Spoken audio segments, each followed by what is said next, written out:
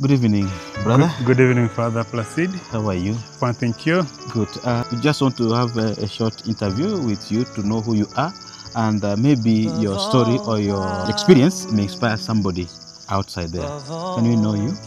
Thank you very much. I am Father Emmanuel Omolo, a male health missionary, Ugandan by birth, apparently working in South Sudan. I've been working in South Sudan since 2017. This is not the first time Male Hill have been to that country. Male Hill went to South Sudan in 1911, but their side of Malakal diocese. But because the civil war, continuous war that was going on in Malakal, our members pulled out in 2013 and 2016. Finally, they pulled out. But eventually, General Council said our presence in South Sudan is very important, so we came back to South Sudan in the Archdiocese of Juba, in a part of the Holy Rosary. And since 2017, the 2nd of September, it's a great honor for me to be in South Sudan as a male missionary. What has been my experience in South Sudan? As we hear about South Sudan, a lot of issues are going on in the country. We know there's a country that became a republic in 2011.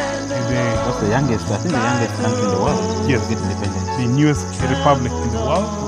They were under the Arab for a very long time, but 2011 they had the referendum and they became an independent country. Unfortunately, since they became an independent country, there have been a series of war. 2013, as you all know, there was a very serious war going on, and 2016 as well. And since that time, it's still an issue of the civil war in the country of South Sudan. Why am I here in South Sudan? Sure, yeah. First and foremost, we need to be present with the people. A witness of mercy and love that stands for our congregation, the military missionaries, to about his Amare et Servire, love and serve. I feel by being there, I reach out in love and return the mercy to these people in South Sudan. And a lot of issues are going on in South Sudan. There's the serious disunity that has caused tribal clashes. There has been a serious inequality. There are some tribes are more superior than others, others feel marginalized, feel outcast. And there's also an issue of broken families. Because of the war, some people have not seen their families for even say 8-6 years. So what happens to those families when because of the war, some have gone out, or maybe because some are in the side of the rebels, some on the side of the government, these families which are broken? That's because of the reality of the ground, or what causes them? What happened when the war happened, it started on the countryside, and at that time when the war started, people ran in different directions. You will not bother whether your mom has run or your dad has run, or has run for his life. So that has broken many families. Some ran to the other direction, You may hear the father ran that side, the mother ran that side, and the brother ran that side. Secondly, also, some have to come to town, and they cannot go back to the countryside. Because of the rebel group, the country is occupied by the rebels. They will go back to the cabin, and some other rebel group, they come back to the group, and they lie. But now you as a Catholic priest, do you really face support from the church really? As you're a foreigner, first of all, you put yourself in danger as being a foreigner, because you have heard of late sometimes other nationalities are prevented to enter, or some are being attacked, all those things. But now as a church member, you feel really support from the church. Thank you very much. That's a very serious issue. Foreigners in South Sudan sometimes they're not well accepted because they see them as betrayers. Some of the people have come to rob the country, and for that reason, foreigners sometimes are not accepted.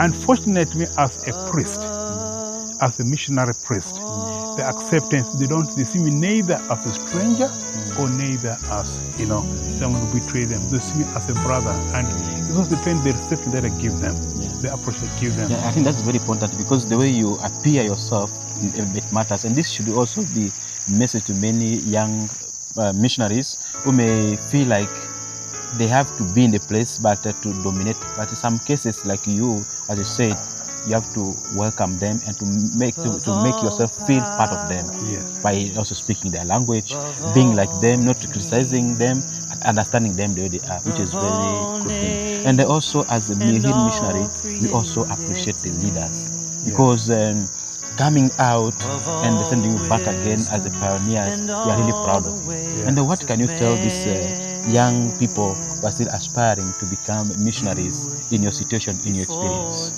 Many young people who are coming aspiring to South Sudan, aspiring to join Male Health, I was very much encouraged to join Male Health. We go out witnesses of love, witnesses of mercy, and as love and mercy, as agent of the congregation, and the approach that you give to the people that matters. I've always said, when I was ordained, my motto that community, the one who ordained you said, remain always to love the people yourself. Love your parishioners. When you love your parishioners, you'll be safe. And I thank God that I've never felt insecure. I've never felt intimidated in South Sudan. I've never felt fear in South Sudan, because I know I'm among the people who love me. And for that, I feel very much at home. They give me different names. They come call Ohide, they come call Anjo, they come call me Lado. In every tribe, Lado is a Bari, Ohide is among the Lutuko, and Anjo is among the Madi. These are the names that you give to me that says, make me feel at home.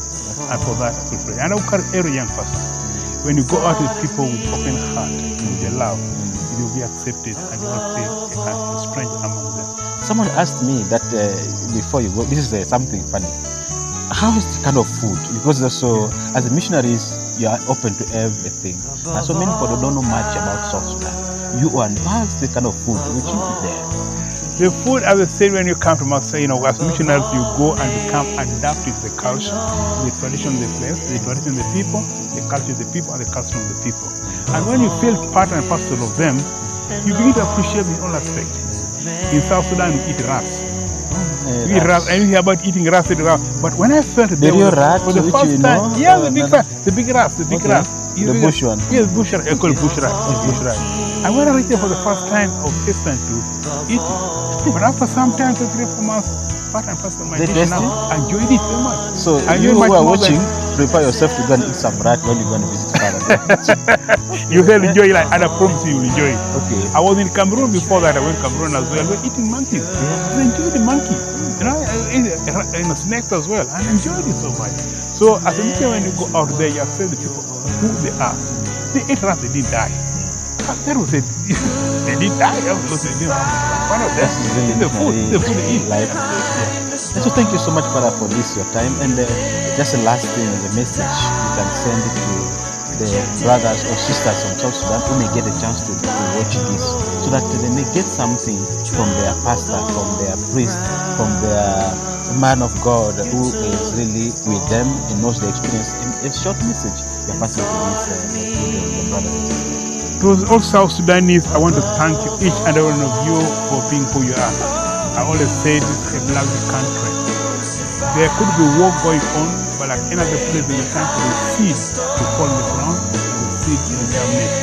I'm very confident that God, the beloved country of South Sudan, will be the republic in the world. There's hope in South Sudan. We do not lead to despair, we will be full of hope. Also, the Pope Francis gave us the pilgrims of hope. Let us be full of hope. We are hopeful that the South Sudan is the most peaceful country, and the unity will prevail, oneness will prevail, and let us focus on that. We should not focus on who you are, which tribe, which province you come from, but we should focus on one people, one nation, one country. And I want to take this opportunity to thank South Sudanese for the love. I'll never find very lovely people like South Sudanese. I am very proud of each and every one of you. It's because of you that has made me who I am. It's because you are most missionaries in South Sudan. And once more I say to you, we are blessed to be in South Sudan. And I want to thank my congregation for sending me to South Sudan. And I say we have continue to walk the journey of faith as we continue to grow in faith. I want to take this opportunity to thank my brother Placide for the wonderful work that you do. Thank you so much for this interview. Thank I you. greet you greetings and I wish you a very happy new year.